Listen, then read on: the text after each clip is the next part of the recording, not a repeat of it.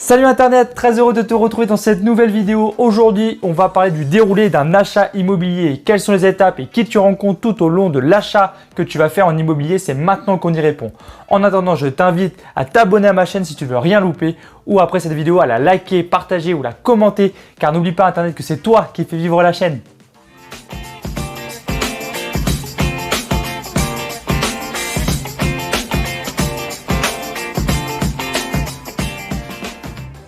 Avant d'acheter, il faut trouver le bien. Première étape, c'est de trouver le bien. Pas de secret, site internet, vente en ligne ou autre, tu vas dessus, tu regardes ou alors tu passes par des professionnels comme des agences immobilières.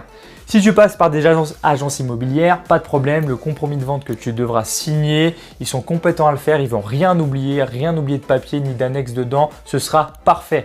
En revanche, si tu passes par un particulier et seulement un particulier, vous devez faire le compromis de vente ensemble, tous les deux, et là ça devient compliqué. Mais tu peux passer directement, et moi je te conseille de faire ça, de passer par un notaire. Oui, tu vas payer le notaire, c'est souvent le vendeur qui paye l'acheteur qui paye le notaire, mais ça vaut mieux pour toi.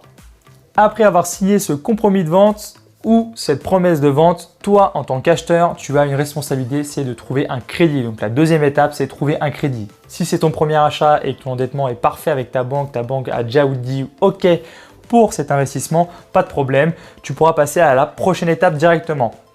En revanche, si tu dois chercher un crédit, je t'invite à passer par des courtiers et non faire des rendez-vous tout seul de banque à banque. Comme ça, tu vas perdre du temps et tu n'auras pas le poids qu'a un courtier avec ses partenaires banquiers. Donc, je t'invite vivement à passer par un courtier. C'est la meilleure des choses à faire en termes de temps. Oui, c'est payant, mais toute prestation bonne est payante et vaut mieux gagner du temps et mettre un peu d'argent dans des prestations. Après l'obtention de ton prêt, te voilà paré pour appeler ton notaire pour prendre un rendez-vous et signer l'acte authentique de vente et enfin avoir les clés. Si pendant la compromis de vente, tu as choisi un notaire différent, tu appelles ton notaire, tu prends rendez-vous avec lui et tu passes l'info à la partie adverse, que ce soit l'agent ou le particulier.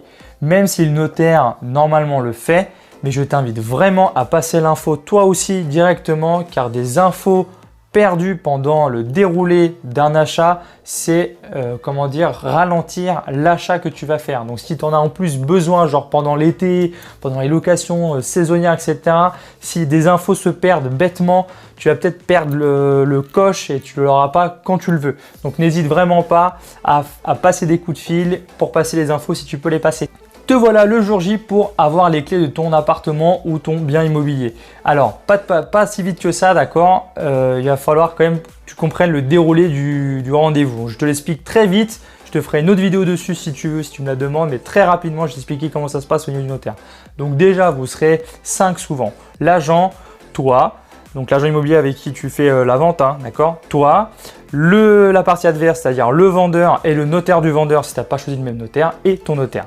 Donc voilà, vous serez à peu près 5 autour d'une table à lire l'acte de vente ensemble. C'est le notaire qui lit l'acte et toi, le vendeur et toi, vous faites attention à ce que lit le notaire. S'il n'y a pas des choses qui manquent, des annexes ou autres qui manquent, c'est à ce moment-là qu'il faut en parler et le faire. N'oublie pas ton chéquier aussi car des charges de copropriété ou autres seront à payer au prorata de l'année parce que le vendeur te passe les clés à date X et il a déjà payé des charges pour l'année par exemple sur le bien qu'il vend. Comme il te les passe à date X, toi tu devras lui rembourser les charges de X à la fin d'année. Donc c'est ce qu'on appelle payer au prorata de l'année. À savoir que ces charges-là, tu peux les négocier pendant le compromis de vente pour dire que non, tu ne voudras pas les payer à la vente. C'est possible à faire, mais souvent on oublie 2-3 petites choses, 2-3 petites charges qu'on ne connaît pas au début quand on commence. Et donc ramène quand même ton chéquier. Même moi encore, je ramène quand même mon chéquier. Ça m'évite de faire un couac pendant le rendez-vous, qu'il y ait des petits stress ou autre. Moi, je préfère y aller sereinement avec ma carte d'identité et mon chéquier. Et au moins derrière, j'ai les clés, je suis tranquille.